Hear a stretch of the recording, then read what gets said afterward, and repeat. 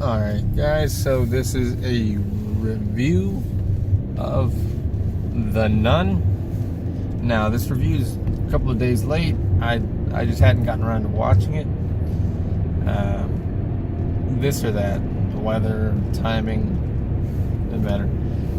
Originally we were pretty eager to watch it. The trailer looked good. The universe from which it came from, now that universe has mixed results. I heard Annabelle Origins was good. I didn't see it. Annabelle, I heard, was not good. I didn't see it. I love The Conjuring.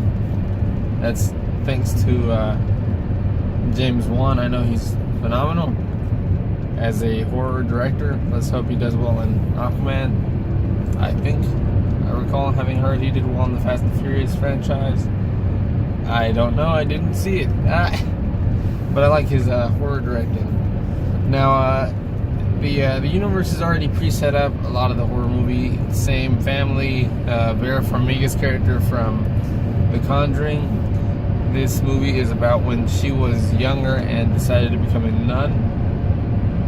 And the origins of how she, I guess, got into witch hunting and miracle hunting. That's a word in there. So I don't have a whole lot of battery. I'm gonna try to keep this one super short. For whatever reason, it just didn't charge yesterday.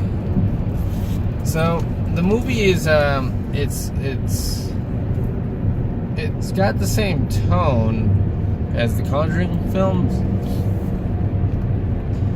Now here's I don't know. I don't recall anyone's name other than Vera Farmiga's youngest sister, and I don't recall her name, but she portrays her as the young to-be nun, and towards the end actually becomes the nun.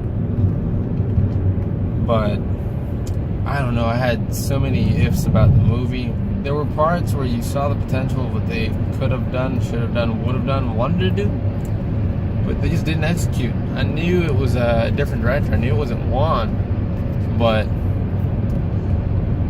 I don't know, buddy. We associate these films so much with you that at the end of the day, you're going to take some sort of... I know it's not him. And at the end of the day, it might be something of the studio choosing to make a project, and he says, I'm not available, and they say, we don't care. We're going to make it. We're going to find somebody. And I knew originally this was a spin-off from The Conjuring 2. The one where they're in England helping that family whose youngest child is being what's the word? There's a demon in the child. Possessed. How'd I forget that? Not the point. One of the characters in there, and this just means we'll see a second spin-off, because there's the nun character in that movie who is evil, and now she got her own movie. There was that really tall, skinny, lanky, evil, hat-wearing monster. I thought that guy was creepy. Soon you'll see a spin-off of him. Anyways, this movie's about the nun and how she seems to be a reoccurring theme in Vera Farmiga's Conjuring character's life. There's really 3 characters throughout the whole movie that really matter at all, and they're portrayed okay. Each one has their backstory. They really don't dip into, and I hope I'm not spoiling, spoiler alert.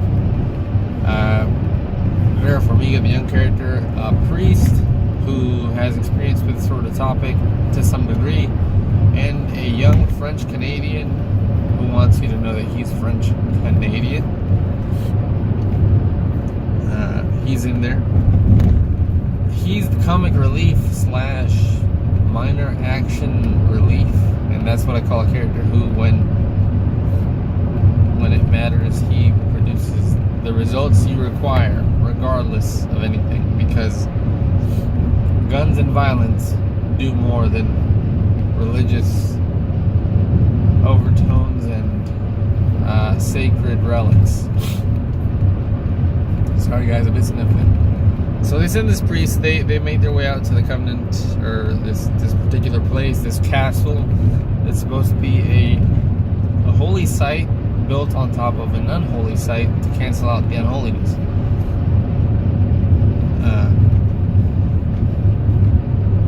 They send the priest and Vera Farmiga's sister, portraying her when she was younger, who actually looks a lot like her,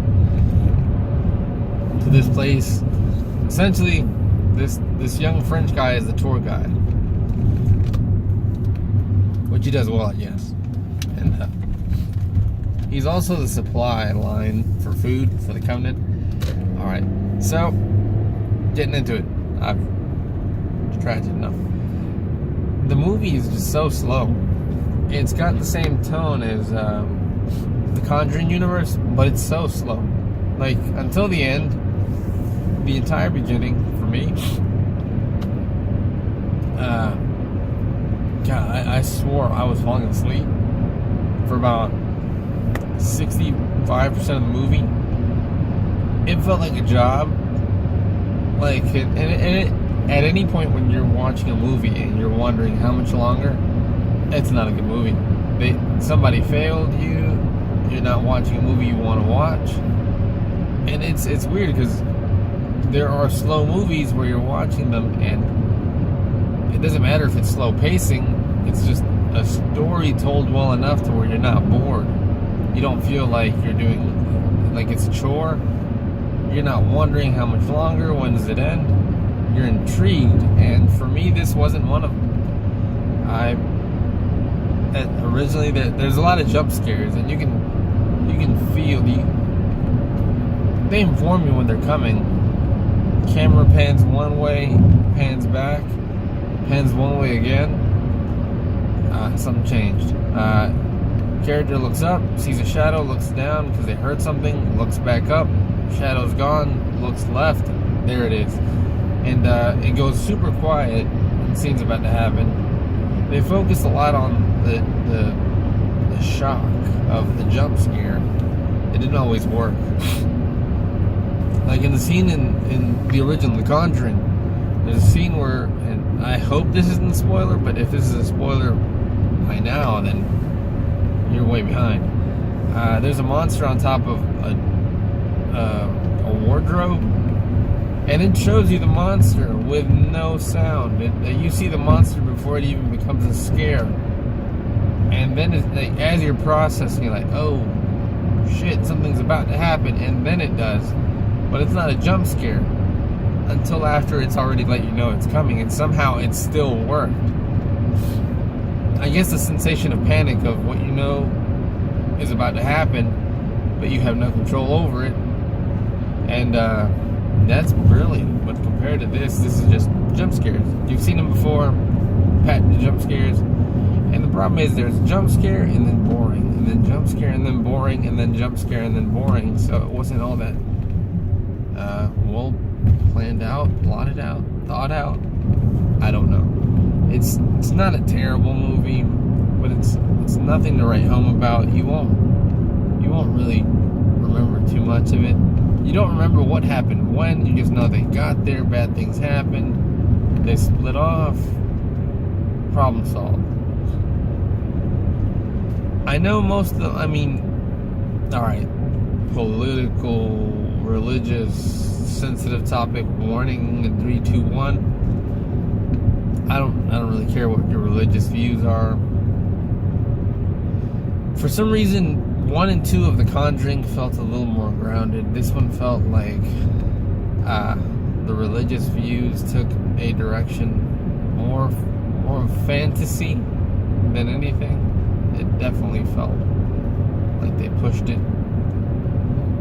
There's an evil guy trying to do evil things. The church finds out and they stop him with sacred relics, and they take over the site and try to make it good.